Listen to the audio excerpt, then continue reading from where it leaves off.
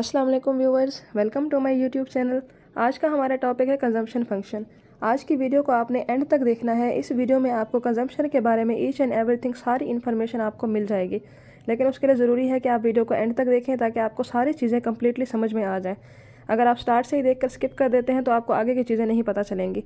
और अगर आपको वीडियो पसंद आए तो आप इसको लाइक करें, सब्सक्राइब करें और आगे भी शेयर कर दें ताकि हम मज़ीद ऐसी वीडियोस बनाते रहें। तो आज के टॉपिक में हम ये देखेंगे कि मैंने कंजम्पशन फंक्शन ही क्यों चूज़ किया आज की वीडियो के लिए। हालांकि ये तो बहुत ही सिंपल, इजी और बेसिक सा टॉपिक है और इस पर आपको कितनी हज़ारों वीडियोस मिल जाएंगी। तो मैं आपको ये बताना चाहूँगी कि कंजम्पशन फंक्शन जितना सिंपल और बेसिक है उतना ही ये इंपॉर्टेंट है। ये इतना इंपॉर्टेंट है, आप इसके बारे में ये समझ सकते हैं कि CSS PMS के ऊपर इसके बारे में क्वेश्चन लाजमी आता है। और इसमें जितने भी लेक्चरशिप के एग्ज़ाम होते हैं आप कोई भी उठाकर देख लें, कंजम्पशन के हवाले से रिलेटेड से कोई ना कोई MCQ ज़रूर होगा।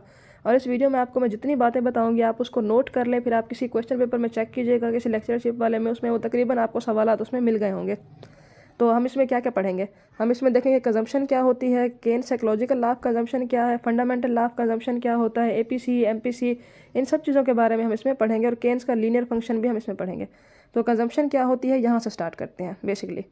तो कंजम्पशन होती है कि आप अपनी ह्यूमन नीड्स होती हैं, उस नीड्स को पूरा करने के लिए आप जो खर्च करते हैं वो आपकी कंजम्पशन कहलाती है।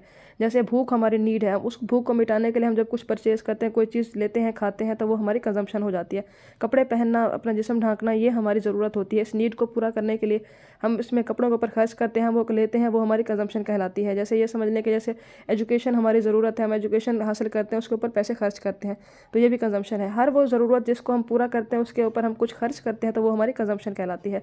ज़रूरत भी, ख्वाहिश भी, किसी चीज़ के ऊपर खर्च किया जाए, बेसिकली खर्च करना कंजम्पशन है।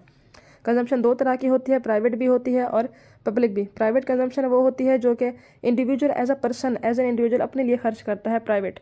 और उस जो हमारी पर्सन होती है वो गवर्नमेंट करती है, जो कि लोगों के लिए, आवाम के लिए, जो मुश्तरका फ़ायदे के लिए लोगों की होती है, वो एक से ज़्यादा लोगों के फ़ायदे के लिए होती है कंजम्पशन। कंजम्पशन फंक्शन क्या होता है? फंक्शन बेसिकली रिलेशनशिप बताता है दो वेरिएबल्स के दरमियान। जैसे हमारे पास दो वेरिएबल है, इनकम और कंजम्पशन, तो कंजम्पशन बता रहा है कि इन दोनों के दरमियान क्या रिलेशनशिप है। कंजम्पशन फंक्शन बताता है कि इनकम और कंजम्पशन के दरमियान पॉजिटिव रिलेशनशिप है, इनकम बढ़ेगी तो कंजम्पशन बढ़ेगी। लेकिन यहाँ पर यह बात नोट करने की है कि कंजम्पशन डिपेंड करती है डिस्पोजेबल इनकम पे। डिस्पोजेबल पर्सनल इनकम होती है कि जब आपकी इनकम में से टैक्सेस निकाल दिए जाएँ तो बाकी जो इनकम बचती है वो डिस्पोजेबल पर्सनल इनकम होती है। तो हमारी जो कंजम्पशन है वो डिस्पोजेबल पर्सनल इनकम पे बनती है। जो हमारा A है वो इंटरसेप्ट है और जो B है वो हमारा चेंज बताता है कि अगर इनकम चेंज हो जाए तो कंजम्पशन में कितना चेंज आएगा। डिस्पोजेबल इनकम को आप इस तरह ले सकते हैं कि जैसे अगर मेरी इनकम फॉर एग्जांपल 20,000 है, उसमें से 2,000 टैक्स कट जाए, बाकी 18,000 बचता है, तो 18,000 डिस्पोजेबल पर्सनल इनकम है। हमारी इनकम उस डिस्पोजेबल इनकम पर डिपेंड करती है।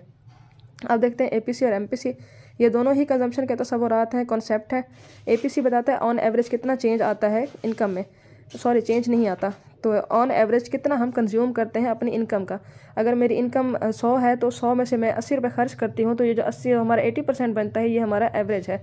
हम APC हमें ये बताता है कि आप अपनी इनकम का कितना हिस्सा खर्च करते हैं बेसिकली। अगर मेरी इनकम 100 है, उसमें से मैं 80 खर्च करती हूँ, तो हम डिवाइड करते हैं, तो 80 हमारी इनकम है, 80 को डिवाइड करेंगे 100 पर तो 0.8 80% आ जाएगा। इसका मतलब है मैं अपनी इनकम का 80% खर्च करती हूँ। इसी तरह MPC चेंज बताता है, अगर मेरी इनकम 100 से 150 हो जाए, कंजम्पशन 100 से 80 हो जाए, तो इसमें कितना चेंज आ जाएगा, ये हमें बताता है MPC।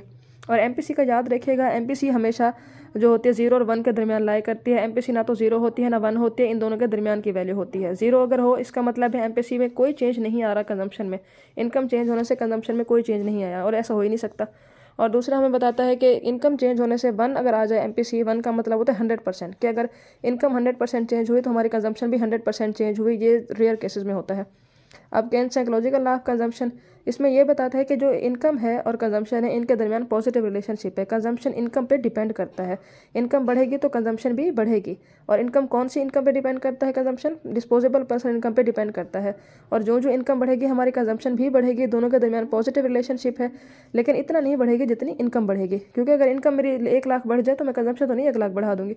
तो ये कॉमन सेंस भी होती है, इसलिए इसे साइकोलॉजिकल लॉ भी कहा जाता है, और इसे फंडामेंटल लॉ भी इसीलिए ही कहा जाता है कि ये बेसिक बुनियादी रूल है कंजम्पशन का।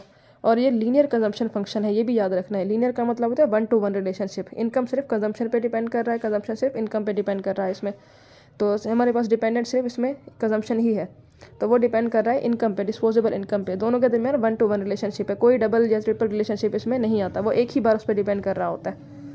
तो अब इसमें आप डायग्राम में भी देख सकते हैं कि हमारा जो कंजम्पशन का कर्व है वो हमारा कंजम्पशन फंक्शन को शो कर रहा है। और देखें 0 से स्टार्ट नहीं हुआ, ज़ीरो से स्टार्ट इसलिए नहीं हुआ क्योंकि ये हमारे पास बताता है कि consumption can never be zero.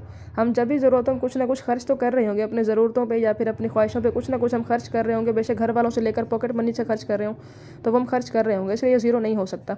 और ये देखिए पॉजिटिवली स्लोप्ड है, यानी जो जो इनकम बढ़ेगी कंजम्पशन भी बढ़ती जाएगी।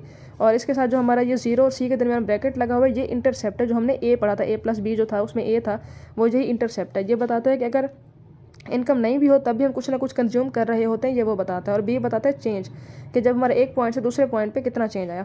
तो आई होप आपको ये वीडियो समझ में आई होगी। अगर आपको कोई क्वेश्चंस हैं तो आप पूछ सकते हैं।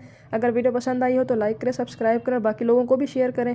और अगर आपके कोई कन्फ्यूजन्स हैं तो आप पूछ सकते हैं, आप क्लियर कर सकते हैं। Thanks for watching.